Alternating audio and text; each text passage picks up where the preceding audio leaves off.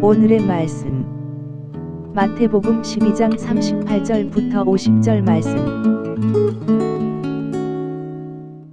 하나님 아버지 감사합니다. 오늘 설 연휴가 시작되는 목요일 이 아침도 우리를 말씀 앞으로 이끄셔서 말씀과 기도로 하루를 열게 하시니 감사합니다.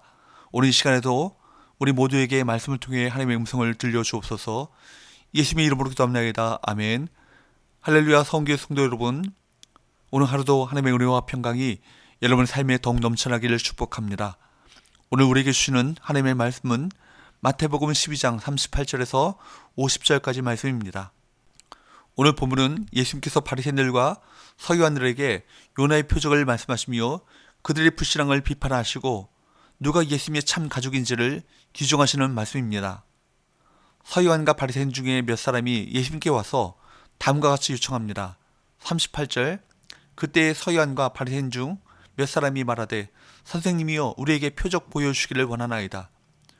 앞부분에서 바리새인들이 등장했는데 이제 서기관들도 합세한 것입니다. 표적, 히라보로 세메이온이라는 말은 무엇인가를 증명하는 특별한 징조, 상징, 기적 등을 가리키는데 주로 선지자들이 행한 상징적 행위와 관련됩니다. 이들은 이미 예수님의 표적을 많이 봤습니다. 그럼에도 표적을 더 요구하는 것은 예수님을 시험하려는 것입니다. 예수님께서 표적을 보이시는 이유는 무엇일까요? 예수님 당신 자신이 메시아 되심을 사람들에게 믿게 하시기 위해서 그 표적을 보이신 거예요. 그런데 바리새인들과 서기관들은 믿기는커녕 예수님을 모함했습니다. 예수님의 표적을 요구한 그들에게 뭐라고 말씀하십니까? 39절, 예수께서 대답하여 이르시되 악하고 음란한 세대가 표적을 구하나 선지자 요나의 표적밖에는 보일 표적이 없느니라. 그들을 향해 악하고 음란한 세대라고 칭하십니다. 악함은 하나님의 심판을 자초하는 무서운 죄이고 음란함 역시 매우 심각한 죄입니다. 선지서에서 음란함은 하나님과 이스라엘 사이에 깨진 언약관계를 말할 때 자주 등장합니다. 예수님께서는 그들에게 선지자 요나의 표적밖에는 보일 표적이 없느니라 그렇게 말씀하십니다. 그러면서 당신을 요나와 비교하십니다. 40절, 요나가 밤낮 사흘 동안 큰 물고기 뱃속에 있었던 것 같이 인자도 밤낮 사흘 동안 땅속에 있으리라. 3일 밤낮을 물고기 뱃속에 있다가 다시 살아나온 요나는 니느웨에 가서 하나님의 말씀을 선포했습니다. 요나와 같이 예수님께서는 밤낮 사흘 동안 땅속에 계시다가 다시 살아나실 것입니다. 즉 예수님께서 돌아가시고 사흘 동안 무덤에 계시다가 부활하실 것입니다. 따라서 요나의 표적은 예수님의 부활을 가리킵니다. 하지만 이 악하고 음란한 세대가 요나의 표적을 보고 예수님을 믿을까요? 만약 믿지 않는다면 그들은 심판을 면할 수 없습니다. 41절, 심판대에 니느웨 사람들이 일어나 이 세대 사람을 정죄하리니 이는 그들이 요나의 전도를 듣고 회개하였음이거니와 요나보다 더 큰 이가 여기 있으며. 이스라엘 선지자 요나가 말씀을 선포하자 이방 도시 니느웨 사람들도 철저한 회개로 반응했습니다. 그런데 예수님께서는 요나보다 더 큰 이가 여기 있으며 라고 말씀하십니다.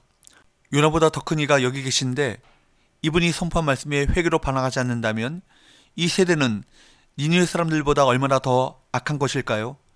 회개한 니느웨 사람들이 이 세대 사람들을 정죄할 것입니다. 요나에 이어 구약의 다른 인물이 42절에 언급됩니다. 42절, 심판 때에 남방 여왕이 일어나 이 세대 사람을 정죄하리니 이는 그가 솔로몬의 지혜로운 말을 들으려고 땅끝에서 왔음이거니와 솔로몬보다 더 큰 이가 여기 있느니라. 구약의 다른 인물 누굴 언급하고 있습니까? 솔로몬 왕입니다. 솔로몬 왕은 온갖 자문과 영들과 자연세계 그리고 율법의 뜻과 원리를 깨우친 지혜자입니다. 그래서 남방의 스바 여왕이 솔로몬의 지혜로운 말을 들으려고 땅끝에서 찾아올 정도였습니다. 그런데 예수님께서는 솔로몬보다 더 큰 이가 여기 있느니라 라고 선언하십니다. 요나와 솔로몬 같은 예수님보다 더 작은 인물들의 말에 믿음으로 반응해 구원받았던 이방인들이 예수님의 말씀에 불신앙으로 반응하는 이 세대의 유대인들을 정죄할 것입니다. 말씀을 듣고도 회개하지 않는 자들을 향해 주님께서는 귀신 들린 사람의 비유로 심판을 경고하셨습니다.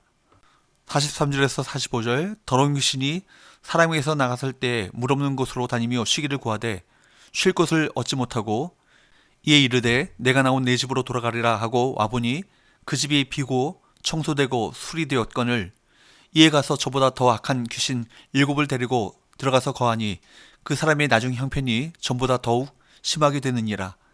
이 악한 세대가 또한 이렇게 되리라. 어떤 사람에게서 쫓겨나간 귀신이 여기저기 다니면서 들어갈 곳을 찾다가 찾지 못하자 결국에는 처음 그 사람에게로 다시 들어갔습니다. 그런데 더 악한 귀신 7을 데리고 같이 들어갔습니다. 그래서 그 사람의 형편이 전보다 악화되었는데 이 악한 세대가 이렇게 된다는 것입니다. 예수님께서는 바리새인과 서기관을 위시한 유대인들이 예수님을 믿지 않으면 이전보다 더 좋지 않은 형편으로 전락할 것을 경고하십니다. 믿음 여부로 심판이 결정됩니다. 심판의 경고는 단순히 겁을 주는 말씀이 아니라 거부했을 때 반드시 실제가 되어지는 메시지인 것입니다. 우리는 믿음 안에 있는지 자신을 시험하고 확증해야 합니다.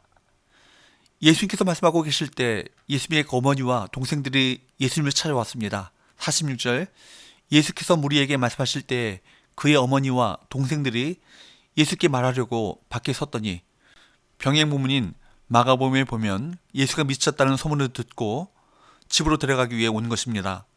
이에 예수님께서는 뭐라고 말씀하십니까? 48절에서 50절 말하던 사람에게 대답하여 이르시되 누가 내 어머니며 내 동생들이냐 하시고 손을 내밀어 제자들을 가리켜 이르시되 나의 어머니와 나의 동생들을 보라. 누구든지 하늘에 계신 내 아버지의 뜻대로 하는 자가 내 형제요 자매요 어머니니라 하시더라. 육신의 어머니와 동생들은 자신의 가족이 아니라고 하시고 하늘에 계신 내 아버지의 뜻대로 하는 자가 가족이라고 선언하십니다. 다시 말해 예수님을 믿고 그 말씀대로 사는 자가 예수님의 가족이라는 선언입니다. 이는 예수님을 믿는 자를 향한 위로이고 초대인 것입니다.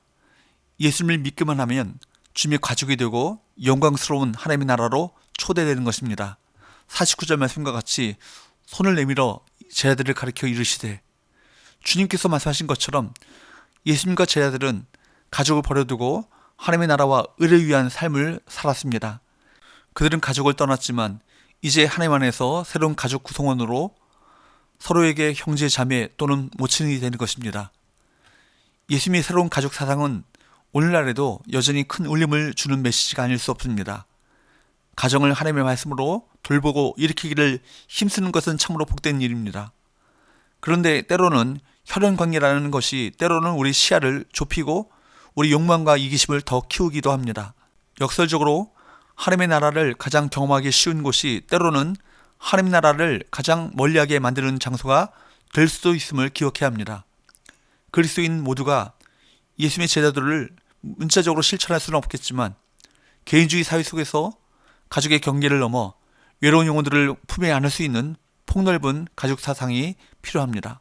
그럴 때 우리의 가정도 하나님께 더욱 기쁨이 되어지는 믿음의 가정으로 설 수 있는 것입니다. 오늘 말씀을 통해 예수님을 믿지 않는 자가 심판을 받고 믿는 자가 위로와 초대를 받는다는 메시지를 들었습니다. 그러므로 믿음이 있어야 합니다. 악하고 음란한 세대가 되지 않으려면 말씀을 듣고 믿음으로 응답하고 날마다 말씀 가운데 주님과 동행하는 삶을 살아야 할 것입니다. 주님의 가족으로서의 삶으로 하나님의 뜻을 실천하며 사는 저와 여러분 되시기를 주님으로 축복합니다. 기도합시다. 하나님 아버지, 저에게 믿음을 주셔서 악하고 음란한 세대가 되지 않고 주님의 말씀 앞에 믿음으로 반응하며 주님의 진정한 가족된 삶을 살게 하여 주옵소서. 예수님의 이름으로 기도합니다. 아멘.